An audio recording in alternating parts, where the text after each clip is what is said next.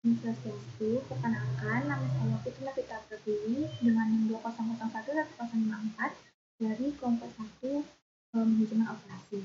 Di sini saya akan menjelaskan materi tentang strategi operasi. Yang pertama, saya akan menjelaskan apa itu strategi. Strategi merupakan suatu langkah untuk menyusun rencana kegiatan yang dilakukan secara sengaja yang dapat menciptakan dan menyusun keunggulan bersama. Lalu, yang dimaksud dengan strategi operasi merupakan perangkat sasaran, rencana, dan kebijakan yang menjabarkan fungsi operasi menunjang strategi bisnis organisasi. Lalu definisi lain dari strategi operasi adalah suatu visi, fungsi operasi yang memberikan keseluruhan pengarahan atau dorongan bagi pengambilan keputusan. Agar searah dengan tujuan perusahaan. Strategi operasi terdiri dari misi, kemampuan khusus, tujuan, dan kebijakan. Lalu ada beberapa ahli yang telah mendefinisikan hal mengenai strategi operasi. Yang pertama ada Schroeder.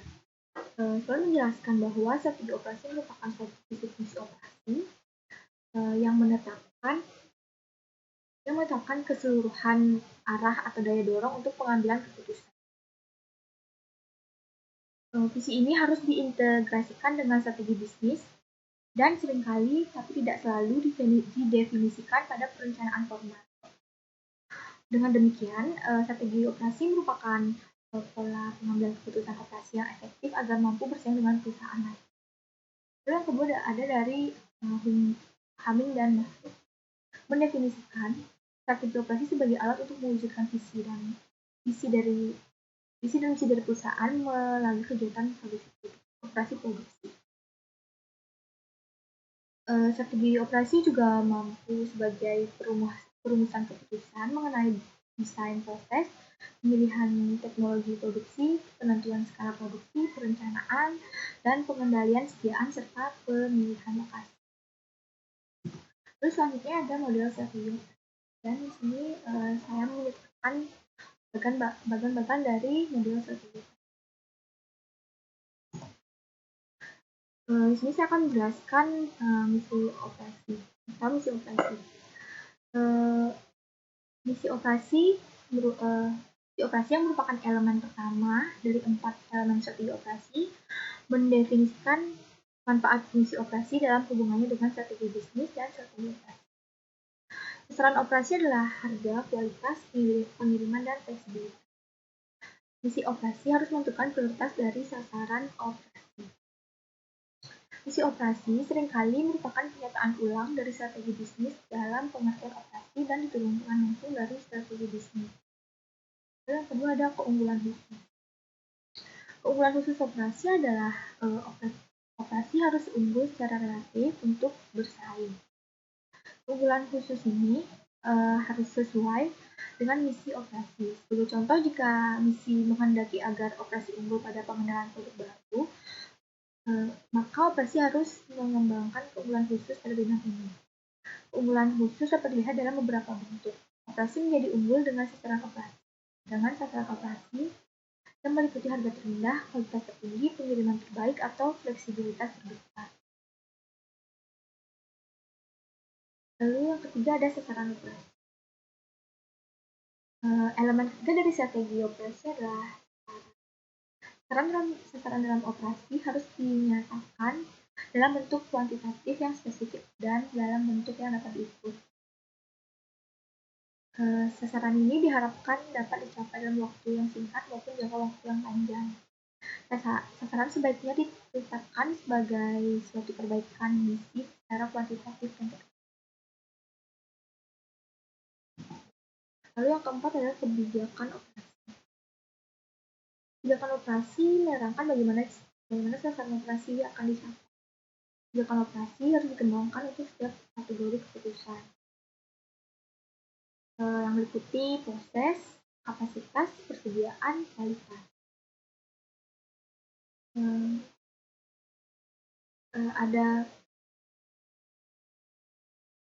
Ada beberapa kebijakan yang dapat dipertimbangkan dan pilihan tertentu mengandung trade-off atau pilihan yang mengandung konflik. Misalnya tenaga kerja yang punya keahlian tinggi mungkin mahal, tetapi memberikan fleksibilitas yang dibutuhkan untuk menghasilkan produk bermacam-macam. Pilihan kebijakan pada akhirnya bergantung pada sasaran yang telah ditetapkan. Perkenalkan, nama saya Karya Amanda Dewi, NIM 211,7%. Di sini saya akan melanjutkan presentasi dari teman saya. Yang kelima, ada analisis eksternal dan internal.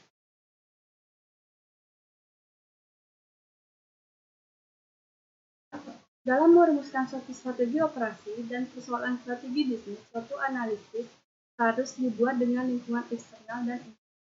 Lingkungan eksternal biasanya meliputi persaingan, pelanggan ekonomi, teknologi, dan kondisi sosial. Lingkungan eksternal selain dapat membentuk strategi bisnis dan strategi perusahaan, juga dapat membentuk strategi operasi. Beberapa contoh pengaruh eksternal di masa lalu yang telah memberikan efek yang dramatis pada strategi operasi adalah meningkatkan persaingan luar negeri, perubahan harga minyak, inflasi, fluktuasi tingkat mata uang, dan perubahan permintaan tenaga kerja. Hal yang sama, lingkungan internal dapat mempengaruhi strategi operasi melalui ketersediaan sumber daya, keberadaan kultur organisasi, keahlian, dan kemampuan tenaga kerja, lokasi dan fasilitas, bentuk sistem pengendalian, dan sebagainya. Suatu analisis lingkungan internal biasanya mengarah pada pengidentifikasian kekuatan dan kelemahan operasi yang ada. Strategi operasi mencoba mengatasi kelemahan dan mengembangkan kekuatan yang ada. Yang keenam, ada taktik dan hasil. Taktik harus mengikuti perkembangan strategi. Keputusan taktik pada umumnya dibagi dalam kerangka waktu yang singkat, 1 atau 2 tahun, dan dikembangkan untuk menerapkan strategi operasi.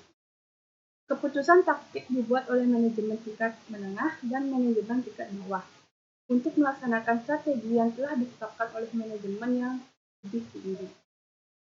Hasil biasanya diukur pada keadaan yang sama dengan sasaran dan digunakan untuk menentukan apakah suatu strategi dan taktik terlaksana.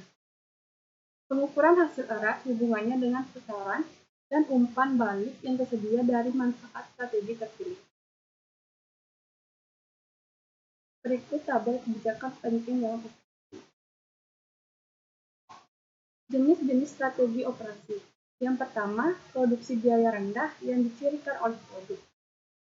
Dalam hal ini, tujuan operasi lebih ditekankan pada harga, sehingga operasi harus dapat menekan biaya dengan melakukan kebijakan-kebijakan antara lain.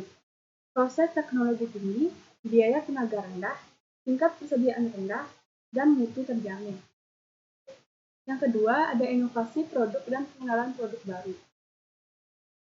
Strategi ini umumnya dipakai pada produk baru dengan kemungkinan pasar dapat berkembang dan keunggulan diperoleh melalui produk yang superior dan dalam waktu yang singkat. Harga bukanlah unsur yang penting dalam persaingan, sehingga dapat dipasang harga tinggi. Dengan demikian, tidak perlu menekan biaya produksi. Dalam kasus seperti ini, bagian operasi lebih ditekankan pada fleksibilitas dengan tujuan cepat memperkenalkan produk baru. Perkenalkan, nama saya Komeng Inika Triyanti, NIM 2001142. Di sini saya akan menjelaskan tentang menciptakan keunggulan bersaing melalui operasi. Keunggulan bersaing menunjukkan penciptaan sistem yang memiliki keunggulan khusus atau unik di atas pesaing. Keunggulan bersaing dalam manajemen operasi dapat diciptakan melalui 3 strategi. Yang pertama, diferensiasi adalah membedakan penawaran organisasi dalam berbagai cara yang akan dianggap sebagai nilai tambah oleh konsumen. Jadi, diferensiasi adalah tentang bagaimana membuat keunikan. Peluang menciptakan keunikan tidak berada pada kegiatan atau fungsi pokok perusahaan, tetapi dapat muncul dari apapun yang dilakukan perusahaan. Jadi, diferensiasi dapat diciptakan pada setiap karakteristik fisik atau atribut pelayanan dari produk yang dihasilkan perusahaan yang berpengaruh pada nilai konsumen. Ini dapat berupa produk yang luas, fitur produk atau pelayanan produk seperti lokasi distribusi produk, delivery produk, atau jasa dan reparasi. Yang kedua, bersaing dengan biaya. Low cost leadership akan menghasilkan pencapaian nilai maksimum konsumen. Strategi biaya rendah tidak berarti nilai rendah atau kualitas rendah. Dan yang ketiga, bersaing dengan respon. Respon adalah suatu set nilai yang berhubungan dengan kemampuan dalam kecepatan, fleksibilitas, dan kehandalan. Respon dibagi menjadi 3. Yang pertama, respon fleksibel dapat diartikan sebagai kemampuan mengantisipasi perubahan di pasar dalam hal inovasi, rancangan, dan fluktuasi jumlah produksi. Dan yang kedua, ada respon handal, dapat dilakukan dengan penjadwalan yang handal atau reliable, dan hasil ditunjukkan kepada konsumen sehingga konsumsi akan percaya pada kemampuan perusahaan. Dan yang ketiga, ada respon kecepatan, dapat berupa kecepatan dalam pengiriman produk ke konsumen atau kecepatan pengembangan produk. Faktor-faktor yang mendukung perlunya strategi operasi. Yang pertama, dorongan oleh keinginan untuk menekan biaya atau efisiensi dan meningkatkan kualitas produk. Dan yang kedua, melemahnya bargaining position dan menghadapi supplier bahan baku, suku cadang, atau komponen. Dan yang ketiga, saingan semakin kuat dalam pemasaran produk yang sama. Dan yang keempat, ketiadaan atau kelangkaan tenaga profesional untuk bidang keahlian tertentu dalam menciptakan kemampuan khusus.